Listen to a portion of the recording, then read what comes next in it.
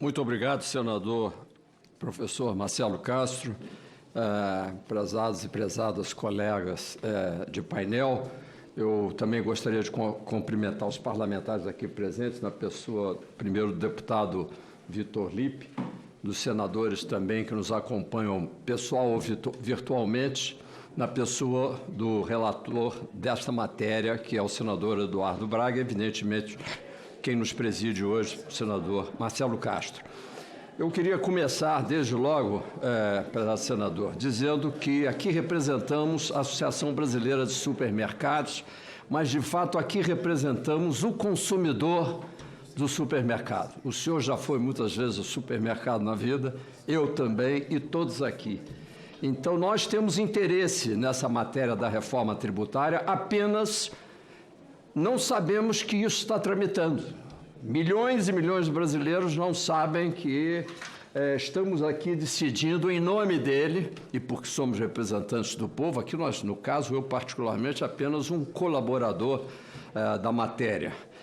E dizer que estamos, como foi dito, diante de um momento histórico, vários aqui apontaram, porque muito se pode angariar em termos de aumento do crescimento e mais, da prosperidade do Brasil, se for feito direito.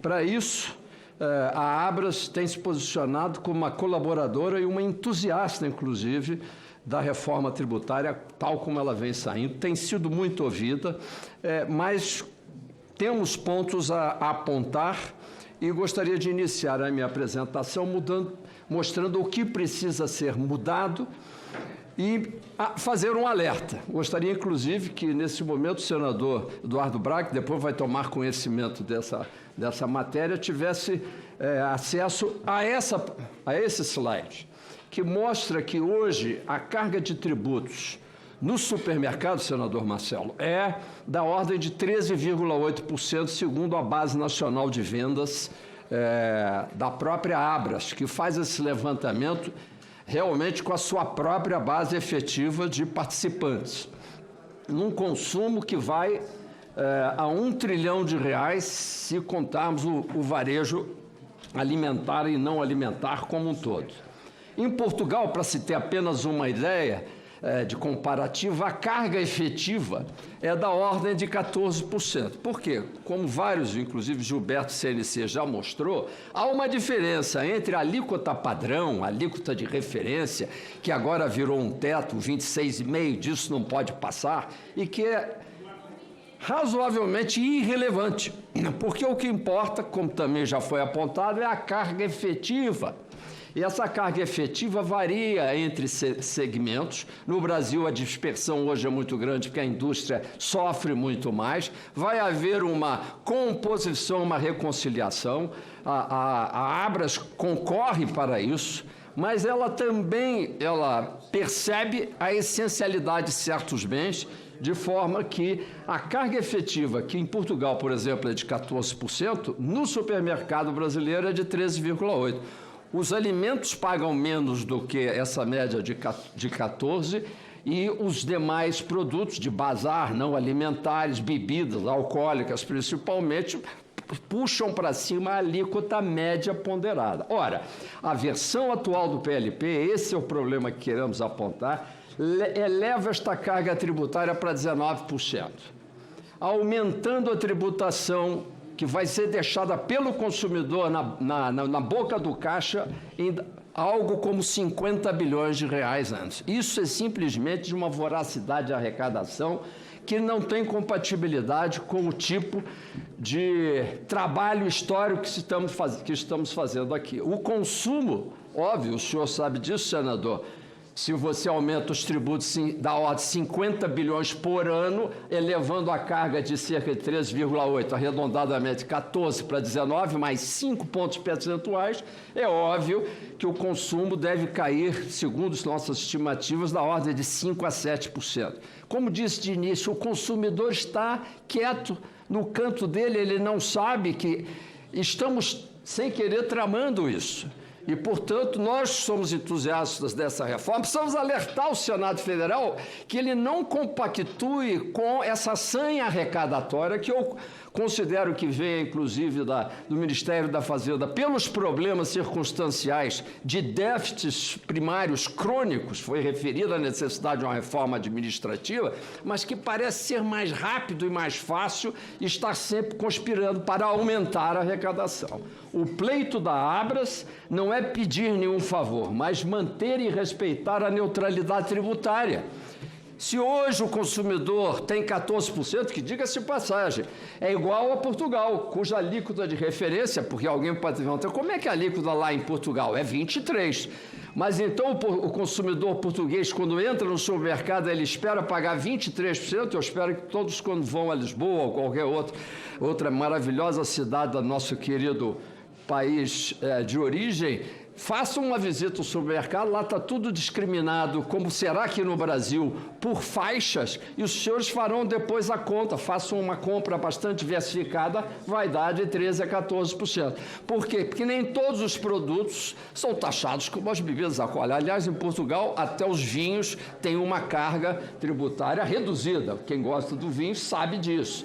Então, portanto, o pleito principal da Abras e o alerta que faz a esta casa é que não incidam no impopular processo de aumentar a carga tributária desse consumidor que está inconsciente dessa questão toda. Vamos manter a carga e como é que a gente faz isso? Rapidamente, eu gostaria de mostrar por que surge essa elevação no PLP, por favor, me passe, que é basicamente olhando visualmente essas duas pizzas, a versão atual do PLP, que dá 19, o que ela faz? Ela contempla 28% dos produtos do supermercado em valor na CBNA, que é a Cesta Básica Nacional. Entretanto, houve um esmagamento da chamada cesta estendida, que, inclusive, cujo conceito foi introduzido pelo senador Eduardo Braga, que queria estender para além da cesta básica mais outros produtos que funcionam, como em Portugal, com uma alíquota reduzida de 60%. Os produtos de 60% foram reduzidos a 60%, a 7% das compras, contra o que, olhem a pizza na parte azul do lado direito, 24%, como seria equilibrado.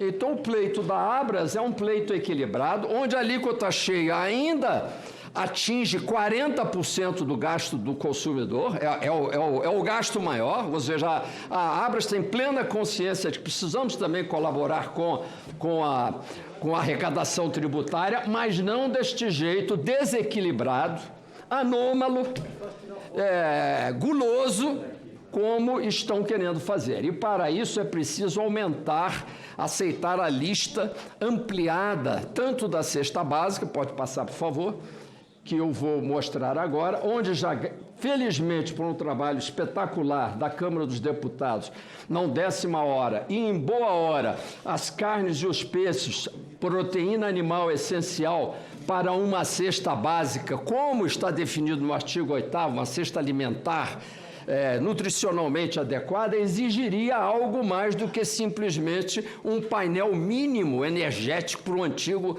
conceito de trabalhador brasileiro, de sobrevivência do trabalhador no andaime.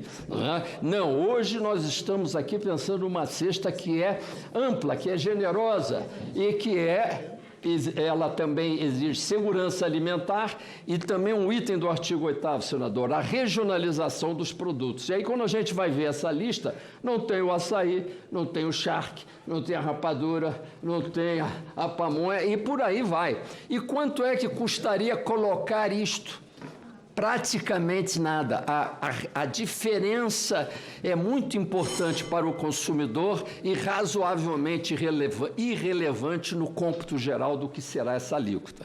Mais importante do que complementar a cesta básica nacional está o que acontece no artigo 9º, que é o artigo seguinte da emenda constitucional. Peço que passe, por favor, para mostrar que aí esses produtos que vocês estão lendo, o biscoito, água mineral natural, importantíssimo para, inclusive, a saúde do povo, produtos hortícolas que são desonerados numa ponta, mas se seco e conservados, vão pagar uma alíquota parecida hoje pelo PLP com 30%, 26,5% a 30%. E eu me insurjo, porque também, como qualquer classe média... 15 segundos. Nós também fomos sustentados, quando jovens, pelos nossos pais, à base de um macarrão com salsicha, principalmente quando a família era numerosa. Eu acho um absurdo, inaceitável, e como consumidor, deixo aqui o meu protesto nessa casa, que a linguiça e a salsicha hoje estejam ameaçadas, deputado Lippe, de pagar praticamente 30%. Por que isso? São alimentos que a Anvisa já verificou. E, obviamente, esse papo de ultraprocessado é um papo, vamos dizer assim, para discussão etérea, porque, na realidade, nós sabemos que há produtos que podemos consumir fartamente, produtos in natura, e outros que nós devemos moderar. Todos os produtos que contêm mais açúcar, etc., eles são aprovados, mas eles têm que ser moderados. E eles cabem numa alíquota de 60% de redução. Portanto, esse é o pleito principal da Abras, que a gente aumente isso, passando adiante. Também não esqueça de ampliar a lista da higiene pessoal e limpeza, porque faz parte e nós sabemos que o brasileiro necessita da fralda, do filtro solar no país tropical, da pasta de dente para ele não consumir os serviços depois do SUS, sabão, coisas básicas, o inseticida e o repelente num país da chikungunya, da dengue. Então, nós precisamos ter consideração com este consumidor. O pleito da Abras é muito claro, é fácil de organizar esse anexo de uma forma que eu não diria, senador, mais generosa. O Senado precisa ser generoso, ele precisa voltar à neutralidade e fazer com que alguém faça a conta. Nós estamos finalizando essa reforma tributária, digo-lhe mais, sem não ter visto uma única planilha por parte da Secretaria Extraordinária da Reforma Tributária fazendo estimativas. Eles dizem que fizeram, mas a gente não sabe se será 26,5, 27 ou 28. Por favor, para concluir, os senhores ouvirão que o cashback vai resolver parte dessa questão. Quem leu o PLP sabe que não tem nada a ver. O cashback, diga-se de passagem, ele tem um lugar, sim, para a conta de energia, onde se pode identificar claramente qual é o consumidor carente. Ali você introduz a devolução. Na água e esgoto, a conta também consegue identificar o carente, você dá. Na Telecom, que a CAI, em boa hora, acolheu agora também, igualmente. E no gás natural também. No supermercado, essa condição de identificar quem tem mais ou menos dinheiro no bolso não funciona. Diga-se de passagem, a revolução alimentar que foi feita na emenda constitucional é para todos os brasileiros. Eu não preciso ser majoritariamente pobre para ter o direito de comer de uma forma mais ou menos desonerada, tal como a carga tributária em Portugal.